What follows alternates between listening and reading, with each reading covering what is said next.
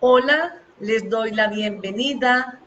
En este momento me siento demasiadamente emocionada por el hecho de estar en este momento compartiendo con ustedes un espacio que deseé sacar de manera muy particular y muy especial para poder hacer con ustedes unas reflexiones frente a un tema que sin lugar a duda ha sido de gran importancia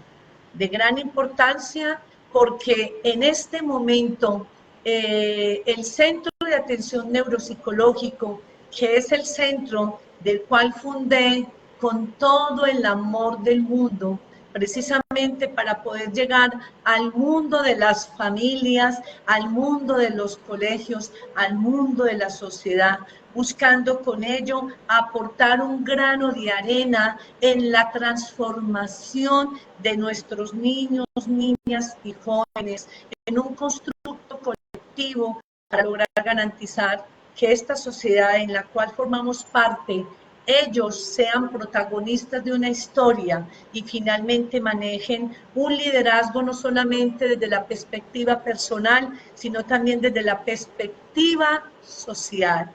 En este sentido, le está hablando Elianet Gómez, una persona incondicional, enamorada de lo que hace, enamorada de lo que hace. Soy psicóloga, magíster en neuropsicología clínica, especialista en neuropsicopedagogía y otros estudios más. Pero quiero aclarar que soy experta en el manejo del déficit de atención e hiperactividad. He querido abrir este espacio reflexivo porque quiero llegar al mundo de muchas personas que sin lugar a duda tengo la gran convicción que mucho de lo que le acontece a un niño con déficit de atención, pocas veces sabemos cómo manejarlo, sabemos cómo abordarlo e inclusive ni siquiera sabemos qué es lo que le acontece, ni siquiera saber qué es lo que le ocurre a un niño cuando tiene determinadas conductas que no sabemos qué es lo que realmente le ocasiona.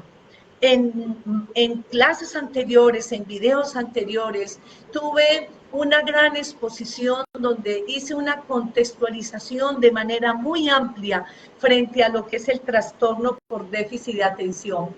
En el día de hoy solamente quiero traer a colación algunos elementos para poder contextualizar frente al tema que hoy nos motiva y es cómo cuidarle la autoestima a mi hijo que padece un trastorno por déficit de atención e hiperactividad. Según la Organización Mundial de la Salud, el trastorno por déficit de atención ha sido considerado como un desorden neurobiológico de tipo crónico, que lo padecen algunos niños, niñas, jóvenes y que puede llegar inclusive a la etapa de la adultez.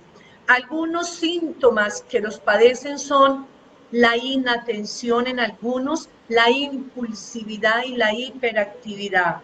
En algunos puede hacerse presente los tres síntomas, en otros puede hacerse presente solamente un síntoma, la inatención, y en otros solo puede hacerse presente la hiperactividad y la impulsividad. Cualquiera que sea la característica que lo determina en su diagnóstico, amerita toda nuestra atención, todo nuestro cuidado, toda nuestra consideración. Entonces, hablando frente a este tema, estamos hablando de que muchos padres y madres de familia no estamos lo suficientemente preparados para enfrentar esta situación. Cuando hablamos de un trastorno por déficit de atención, podemos referenciarlo en dos momentos, un antes y un después. Un antes porque muchos padres de familia no tienen ni siquiera idea qué es lo que le está pasando a su hijo, porque es rebelde, porque es inquieto, porque es agresivo, porque es impulsivo, porque no hace las tareas con regularidad, porque no copia en sus cuadernos, porque no hace caso, porque todo es un desorden, porque se le dificulta aprender a pesar de que es considerado un niño supremamente inteligente, porque no acoge las normas, porque es demasiadamente inquieto, porque no es capaz de controlar sus emociones, en fin. Esto le genera a muchos papás y a muchas mamás grandes incertidumbres, grandes preocupaciones y por supuesto un gran desgaste en el manejo de él o de ella. Un después, porque una vez que el niño es valorado por profesionales expertos en el área y logran identificar que lo que al niño le acontece es que tiene un trastorno por déficit de atención, el padre de familia, la madre de familia enfrenta una dicotomía a nivel emocional entre sorpresa, sorprendimiento, negación, miedo, autoculpación, incertidumbre, pero por otro lado, tranquilidad, porque por fin logró entender qué era lo que a su hijo o a su hija le acontecía. Y es ahí donde verdaderamente empieza el camino de reflexión, de conocimiento y de transformación, no solamente en el mundo de la familia, papá, mamá, sino también en el mundo de la familia del niño que lo padece. En el día de hoy les quiero tratar varios aspectos para que tengamos muy en cuenta frente a cómo vamos a cuidar en nuestro niño, en nuestra niña, esa parte que es tan sustancial en sus vidas como es su autoestima, entendiendo que la autoestima se constituye para cualquier ser humano en una plataforma hacedora de la actitud, del comportamiento, del componente emocional, de la estabilidad emocional de cualquier ser humano. La autoestima es un elemento constitutivo fundamental para las habilidades sociales. Es a través de ella que podemos incursionar en el mundo social, interaccionar con el otro, con la otra y con los otros. En el mundo del niño que tiene un trastorno por déficit de atención, dadas las circunstancialidades y las adversidades por las cuales ellos se enfrentan, se ven abocados a enfrentar riesgos de afectación de su autoestima. La mayoría de estos niños y de estas niñas se esfuerzan sobrenaturalmente para darle respuesta a lo que exige mamá, a lo que exige papá, a lo que exige una familia y por supuesto a lo que exige una sociedad y a lo que exige una institución educativa. En este sentido, entonces, es importante que tengamos en cuenta determinadas acciones para que no incurramos en acciones que se constituyan para el niño en aversivas e incremente sustancialmente la disminución de su autoestima. Recordemos que la plataforma que sustenta sustancialmente la razón de nuestra existencia. Un ser humano que se ama, que se acepta, que se reconoce, que se quiere, que se valora, es indudablemente un ser proactivo, líder, proyectivo, emotivo, motivado para poder hacer muchas cosas. Cosa contrario, una persona que padece de una autoestima baja, desmotivación, indiferencia, apatía, angustia, tristeza, dejadez, víctimas. Y eso es lo que en muchas ocasiones le acontece a nuestros niños que padecen el trastorno por déficit de atención. Entonces, en este orden de ideas, voy a puntualizarles algunas indicaciones que considero van a ser sustanciales para que usted, papá, mamá, maestro, tío, tía, abuela, quien sea, pueda tener estos elementos en mente y los puedas implementar en el mundo de esta persona quien padece esta dificultad. Un elemento importante es la actitud en la familia y en el contexto, una actitud de respeto hacia el niño, de aceptación, una actitud de reconocimiento y una actitud dialógica. Sabemos de antemano que la comunicación se constituye como un puente, un canal hacedor de comprensión, donde pueda yo ser capaz de involucrarme o de ponerme en los zapatos o en el lugar del niño que padece este trastorno para poder tener la consideración, no la conducta sobreprotectora, la consideración necesaria para poderlo tratar justamente, afectivamente, como él o ella lo necesita. Otro segundo elemento que es muy importante que lo podamos tener en cuenta, ofrecerle todo nuestro apoyo de manera incondicional.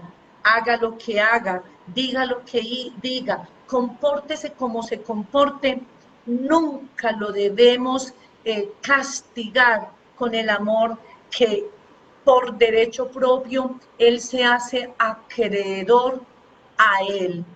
Llámese mamá, llámese papá.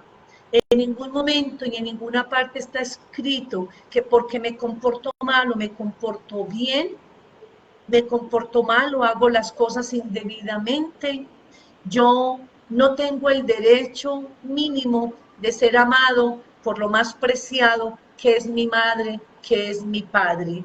En este sentido, los invito encarecidamente para que tengamos muy en cuenta que una cosa es la conducta disfuncional del niño, es su desobediencia, es su impulsividad, gracias a su alteración neurobiológica que tiene, para lo cual ni siquiera él tiene culpa. Y por otro lado, es nuestra condición humana donde nos hace proyectarnos en una dinámica de justicia, de compasión, de comprensión, de consideración, con una autoridad firme, pero con un componente de comprensión y de aperturamiento.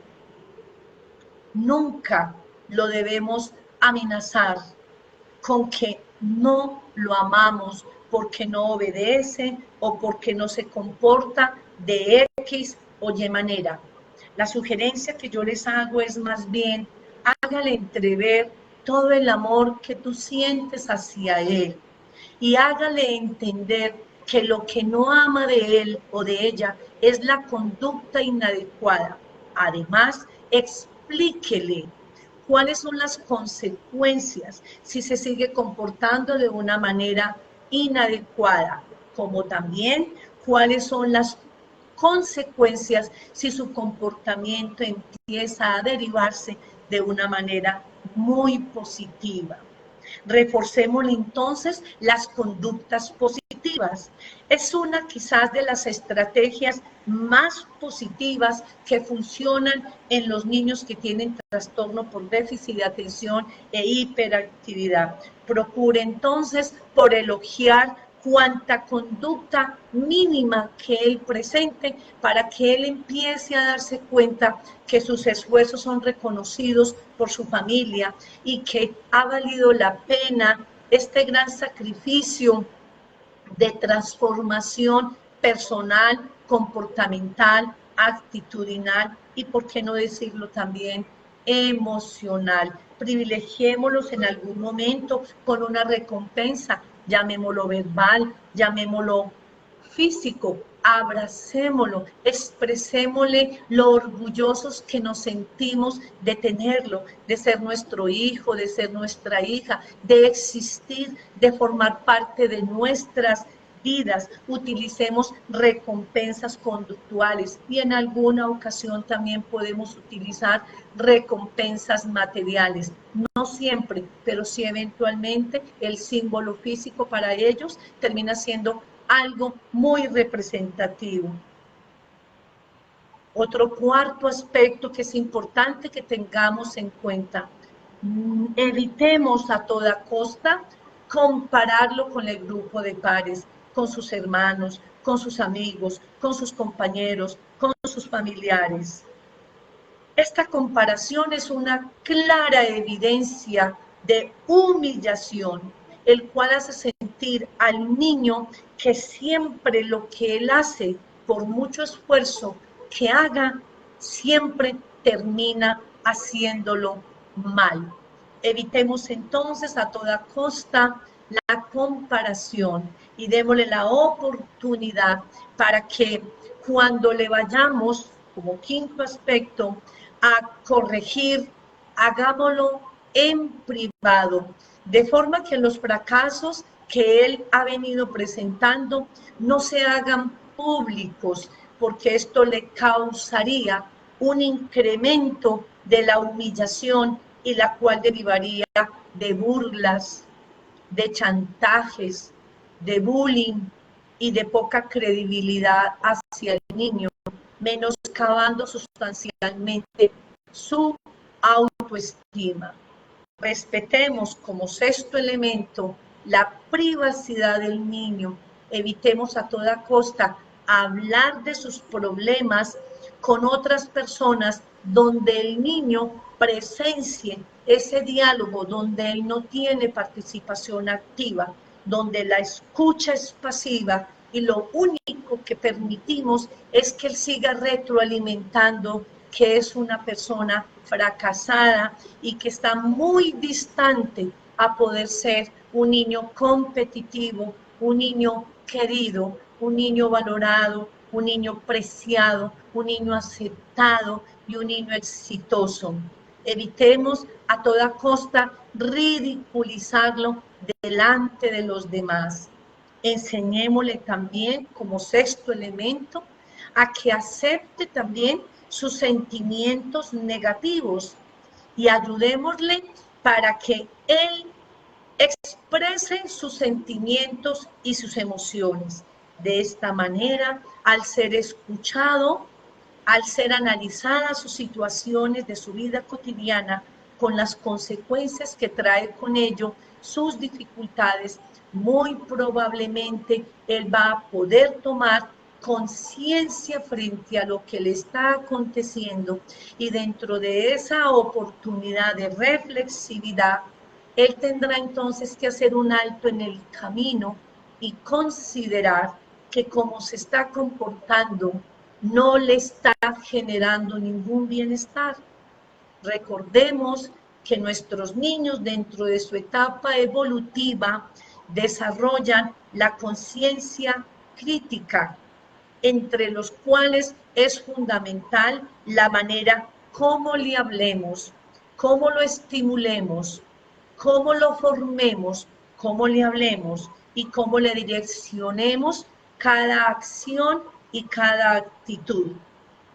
En este sentido, dentro de la estructura de personalidad, nuestros niños y niñas van en su día a día desarrollando un elemento que es sustancialmente importante para el fortalecimiento de su carácter y de su personalidad, como es la conciencia ética moral autónoma. Conciencia, el que el niño se dé cuenta de su comportamiento y la consecuencia que trae con él. Ética, que el niño reflexione lo que se debe y no se debe hacer frente a una determinada situación.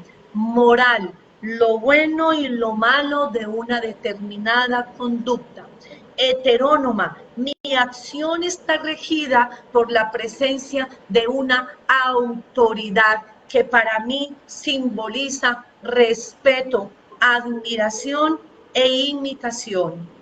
Y después de ese proceso proseguirá a la autonomía, es decir, logrará desarrollar dentro de su código de valores la conciencia ética moral autónoma, que explicará o significará que el niño, la niña, el joven a futuro logrará entender que sin la presencia de una autoridad, Él tendrá la absoluta claridad que sus acciones están regidas por su convicción, por la manera como se piensa, la manera como se percibe, la manera como reacciona ante las diversas circunstancialidades. En ese sentido, entonces, estamos propendiendo por formar un niño o una niña para la vida, cuidándole de antemano lo más preciado en la vida de él o ella, como es su amor propio, su autoestima. Dediquémosle al niño, como séptimo elemento, tiempo. Tiempo, no el tiempo aquel que él por sus condiciones de dificultad, problemas de aprendizaje, problemas de comportamiento, problemas de atención, problemas de memoria, necesita tener la mamá ahí vigilante, acompañándola en una tarea o en su defecto, regañándolo para que cumpla con su deber. Si no, estoy hablando de esos espacios donde el niño se enriquecería de la presencia de mamá, papá, un familiar, donde aproveche sus hobbies y se deleite con espacios y momentos donde él pueda disfrutar a plenitud ese principio hedonista, que es el principio del placer, donde está regida todas nuestras emociones, la pasión y la condición del sentido de vivir. Cuando al niño se le dedica el tiempo y el espacio que él reclama, independiente de lo que él necesita en términos de habilidades académicas, muy seguramente él no va a asumir determinadas conductas en donde busque al papá o la mamá llamando la atención para reclamar su atención. Muy probablemente el niño se sentirá tan complacidamente con el tiempo que le dedicaron que respetará los espacios que mamá o papá o el acudiente o el familiar tiene para sus propias vidas. Enseñémosle, por noveno aspecto, enseñémosle a nuestros niños con trastorno por déficit de atención a descubrir sus habilidades. Generalmente estos niños son supremamente talentosos. Ayudémosle a descubrir si es un niño hábil para el canto, para la poesía, para el arte, para el dibujo, para la oratoria, para el cuento, para el deporte. En fin, hay tantas habilidades y estos niños en medio de sus dificultades también tenemos que reconocer que son personitas sustancialmente talentosas y que tienen habilidades para los cuales como padres o como madres nos corresponde identificar, descubrir para ayudárselos a potencializar. Solo de esta manera pudiésemos aproximarnos a sus necesidades y a sus sueños. Pensaría entonces que si desarrollamos mayormente una conciencia humana de lo que significa la vida de un niño y lo que implica en el hoy y en el mañana, estaría convencida que podríamos anticiparnos con acciones adecuadas y justas para poder asumir un papel protagónico mucho más adecuado en el mundo de nuestros niños. ¿Cómo los determino yo? Nuestros niños, para mí, son un jardín de flores que se tienen que ir cultivando poco a poco, porque en la medida en que el tiempo pasa, esas flores se constituirán en árboles y esos árboles a futuro darán sus frutos y construirán un futuro social, un mundo social mucho más promisorio. De nosotros depende entonces que ese sueño de ellos, para lo cual están facultados a alcanzar, a lograr, sea cumplible en la medida de las posibilidades.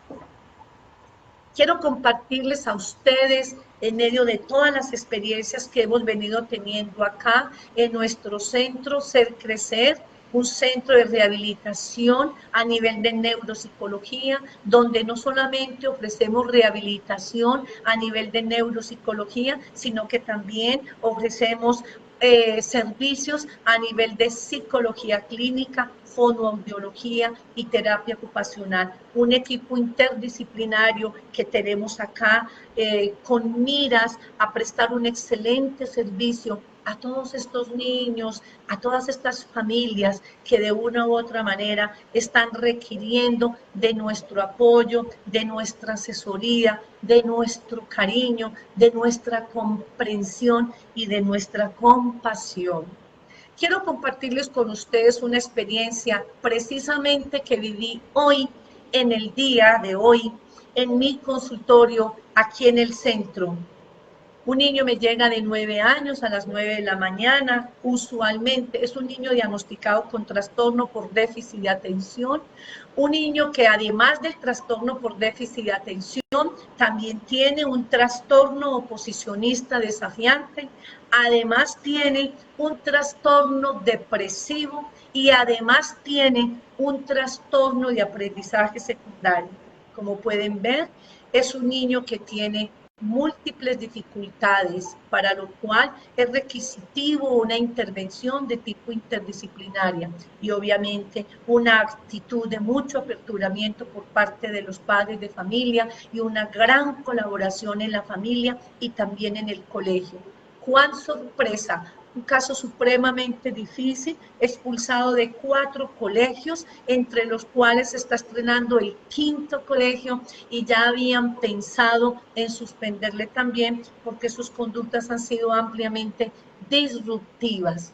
Me llama la atención porque en las primeras fases del tratamiento fue con él muy difícil el abordaje, al punto de que siempre había una actitud negativa de él y desafiante frente a las propuestas de la intervención terapéutica. Se hace un trabajo interdisciplinario, se interviene la familia, empezamos a utilizar una serie de técnicas cognitivas, conductuales, para que el niño vaya haciendo un entrenamiento cognitivo a nivel de sus funciones ejecutivas y poco a poco el niño fue haciendo un nivel de interiorización frente a la conducta disruptiva.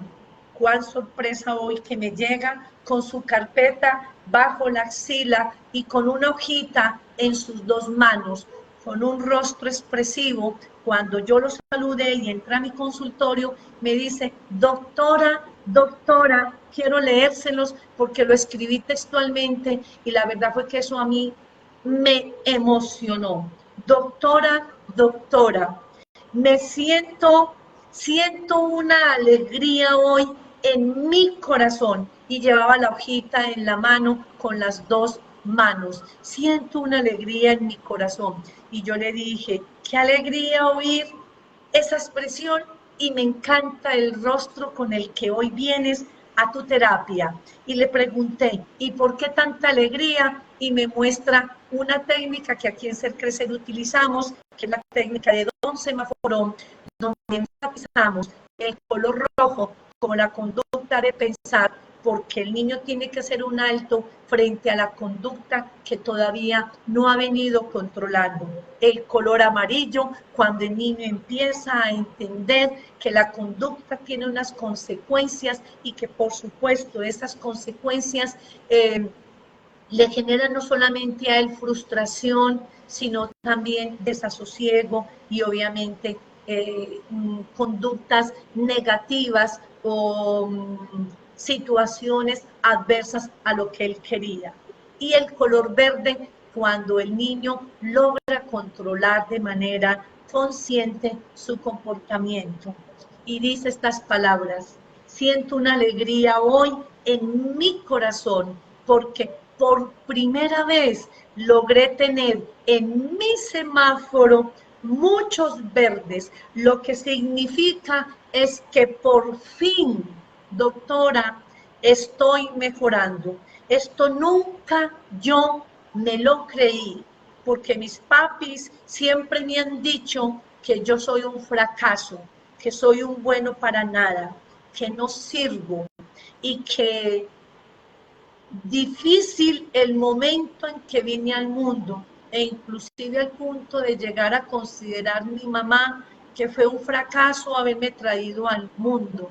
y con esa situación empecé a pensar qué tan valioso era seguir viviendo. Estoy hablando de un niño de cuyos años tiene estrictamente 9 años. Y termina la historia donde dice, por fin estoy mejorando. Nunca me lo iba a creer porque nunca creí que lo iba a lograr. Y le dije, bueno, mi amor, ¿y qué cosas hiciste tú para llegar a ese nivel tan exitoso? Porque de 8 verdes, 7 verdes, 6 verdes, frente a diferentes conductas, ese es un gran logro. Y él me responde de manera espontánea y con gran satisfacción. Es que cada vez que yo amanezco, lo primero que yo hago es hacer mis respiraciones y me digo a mí mismo, yo soy un campeón, yo soy un ganador, yo soy capaz, yo estoy tranquilo, yo soy un niño feliz, yo puedo, yo puedo, yo puedo. Y muy probablemente ese lenguaje interno que reiteradamente el niño ha venido haciendo a través de sus respiraciones, le ha venido ayudando a transformar su ser y a transformar su vida. Maravillosa experiencia. Como esta, muchas más que contar y muchas más que compartir con ustedes.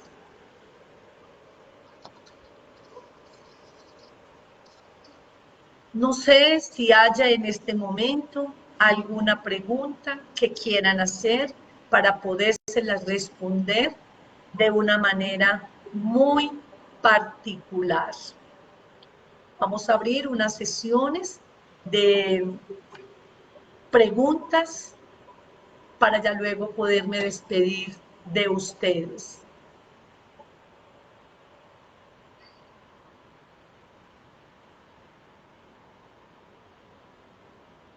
Sí, los escucho.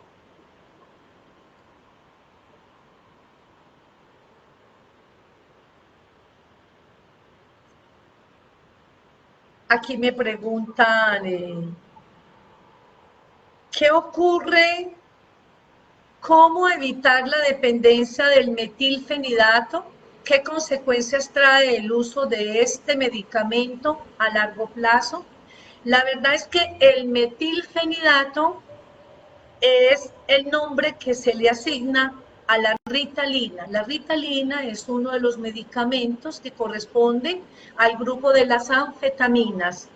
Cuando el niño tiene diferentes trastornos adicionales, sí es recomendable remitirlo a neuropediatría para que desde esa disciplina se pueda indagar de manera mucho más profunda todas las estructuras cerebrales que el niño tiene. Muy probablemente en algunas ocasiones le recomiendan un mapeo cerebral, un TAC cerebral, en fin.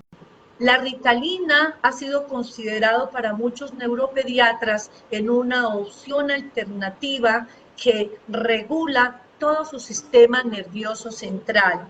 Este medicamento tiene dos funciones, uno inhibitorio y otro excitatorio. Inhibe conductas agresivas, impulsivas, pero incrementa sustancialmente los niveles de atención y concentración. Inhibe conductas impulsivas. Entonces, el medicamento es bondadoso en la medida en que también se le acompañe con un tratamiento psicoterapéutico y de rehabilitación, o sea, un tratamiento interdisciplinario.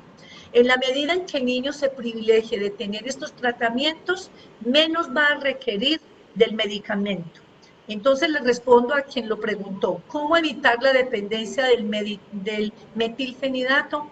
La medicación, si no es manejada de manera controlada y monitoreada por el neuropediatra, y si a esa medicación que al niño le están suministrando no se le hace el tratamiento como ha debido ser, puede correr el riesgo de desencadenar una adicción, con algunos efectos colaterales. Pero de una vez les digo, no tengan miedo si en algún momento el neuropediatra recomienda que su niño en la fase inicial sea medicado a nivel de algún medicamento que tenga que ver a nivel neurológico, háganlo sin miedo, pero sí de manera responsable, porque medicado el niño es control permanente con el neuropediatra. Medicado el niño o el paciente es tratamiento interdisciplinario que también debe recibir, desde neuropsicopedagogía, terapia ocupacional, si es el caso, dependiendo de los resultados diagnósticos,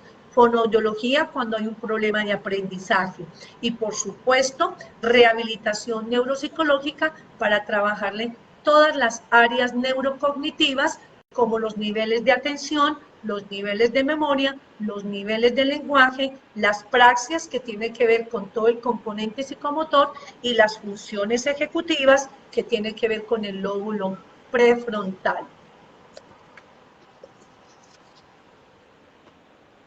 Vamos a mirar otras preguntitas. Que si tenemos sede en Armenia, no, en este momento no tenemos sede. Nosotros funcionamos aquí en la ciudad de Pereira.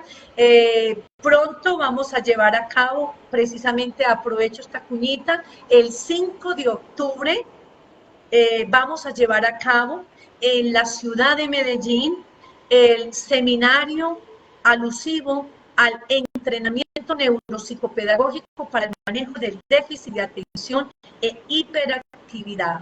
Es un seminario de una gran riqueza. Allí vamos a tener una contextualización de esta patología, del trastorno por déficit de atención, pero también vamos a tener un espacio rico de 5 horas, muy lúdica, donde vamos a aprender varias técnicas cognitivas conductuales para poderlas implementar con nuestros niños, niñas y adolescentes. También vamos a aprender algunos ejercicios de gimnasia cerebral que nos va a permitir que esas estructuras cerebrales de nuestros niños sigan avanzando de manera sustancial. Vamos a aprender ejercicios de respiración y vamos a aprender ejercicios de mindfulness. Por lo que veo entonces, es una experiencia única que muy probablemente le vamos a sacar el máximo de provecho. Quedan todos invitados. Les vuelvo a repetir, el 5 de octubre en la ciudad de Medellín. Quien esté interesado en alguna información puede conectarse con nosotros en nuestra página web www.sercrecer.co y allí podemos nosotros estar dispuestos a responder alguna inquietud.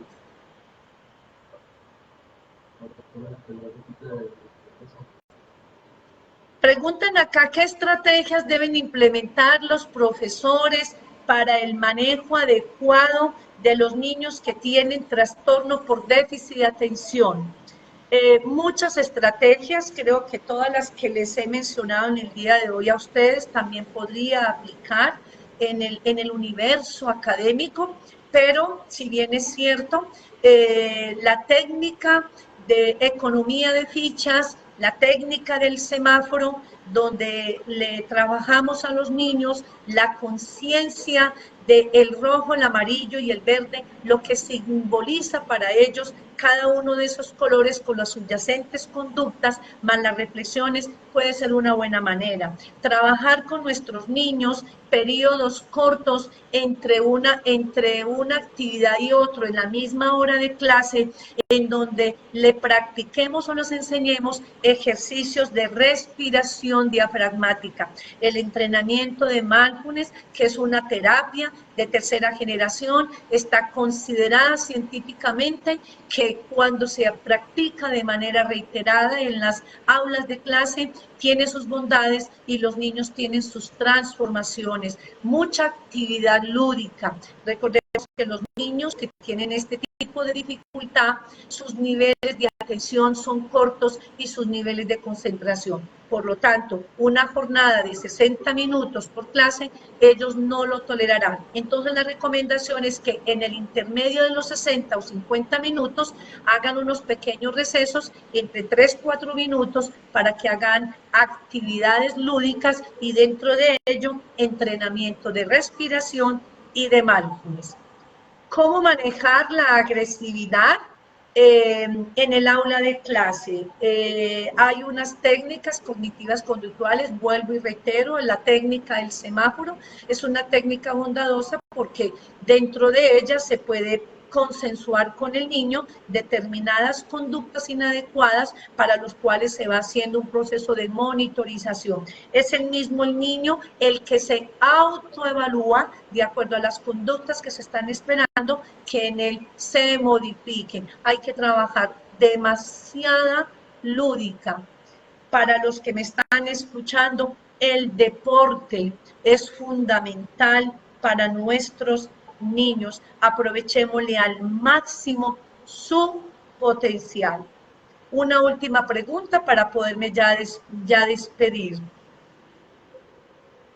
¿Cómo promover la seguridad personal de manera efectiva y cómo ayudarlos a trascender en una dificultad emocional? Por ejemplo, cuando es un niño con muchas habilidades, pero el momento se adentra a un loop de yo no soy capaz, soy malo y no puedo, a pesar de que lo intente, decir palabras positivas, ¿de qué manera se le puede sacar allí?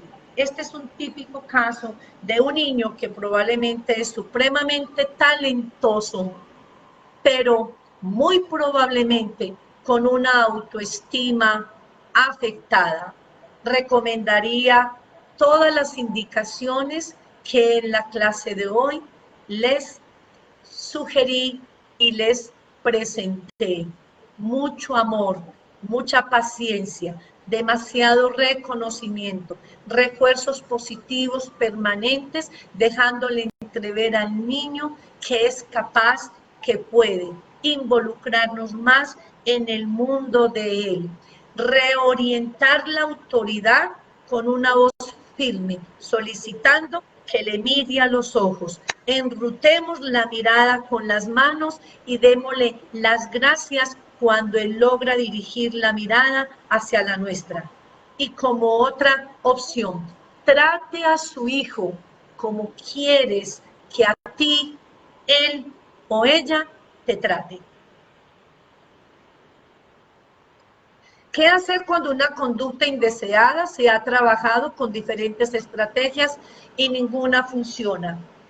Tocaría hacer una evaluación concienzuda, porque miren, cuando uno asume una estrategia adecuada y se maneja de una manera contundente, firme, clara y consistente, esa estrategia tiene obligatoriamente que funcionar. Aquí lo que tenemos que mirar es cómo la estamos implementando. La invitación es a reflexionar cómo está nuestra autoridad. Y para yo poder saber cuál es la autoridad que yo manejo en el mundo de mi hijo, para que esa estrategia sea absolutamente funcional, tengo yo que revisarme y mirar en mi condición de hombre, de mujer, de madre, de padre, ¿qué tipo de ser humano soy yo? ¿Qué tanto me quiero? ¿Qué tanto me acepto? ¿Qué tanto me reconozco? ¿Qué tan claro tengo yo la autoridad hacia mí misma y la autoridad hacia mi hijo? Cualquier estrategia puede ser funcional, pero la dosis es firmeza más amor, contundencia, persistencia, fe y aprender a creer en ese hijo que el universo les prodigó.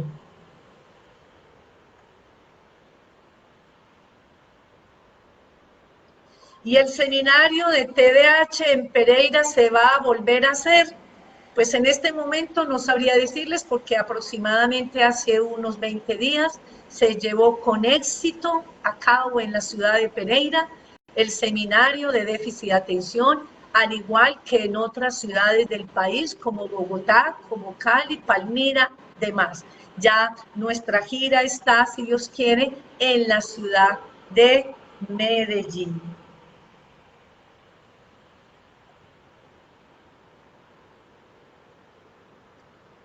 ¿Cómo se puede disminuir la agresividad si no es capaz de interactuar con sus pares? Se enoja con mucha facilidad, patea, daña, es un comportamiento constante. Yo pensaría que habría primero que hablar con él, bajarle el tono de voz, no gritarlo, no enjuiciarlo, no cuestionarlo en el sentido de compararlo. Hablemosle con un tono de voz firme, contundente, claro, dejémosle entrever que lo entendemos, que comprendemos su dificultad, pero que estamos también para ayudarle. Practíquele, mamá, papá, mucha respiración diafragmática para que él baje los niveles de ansiedad y de frustración. Si esto no es funcional, recomendaría que aborde un profesional en el área de la salud, en este caso sería un psicólogo, para que pueda hacer un trabajo psicoterapéutico y permita el entrenamiento en el niño más el entrenamiento con la familia. Practicar mucho deporte. La natación es una de las buenos deportes que ha sido considerado como uno de los medios para los cuales los niños pueden canalizar toda su impulsividad y su agresividad. Trabajémosle mucho la psicomotricidad, la plastilina, todo el trabajo con pintura, pongámoslo en el contexto con arena, con agua. Todas estas estrategias pueden ayudar a mediar un poco su nivel de impulsividad, de ansiedad y de frustración.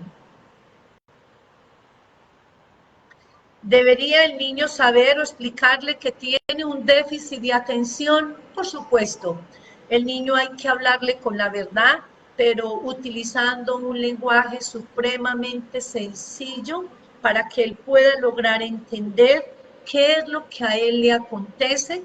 Ese conocimiento le va a permitir tomar conciencia de su condición, de su situación, y esa conciencia le va a favorecer para ser más contributivo con el trabajo que ustedes como padres y como maestros están desarrollando para que él tenga su mejoramiento.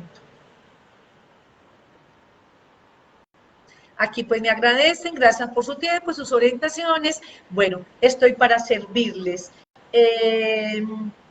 No me queda sino darles muchos agradecimientos por este espacio.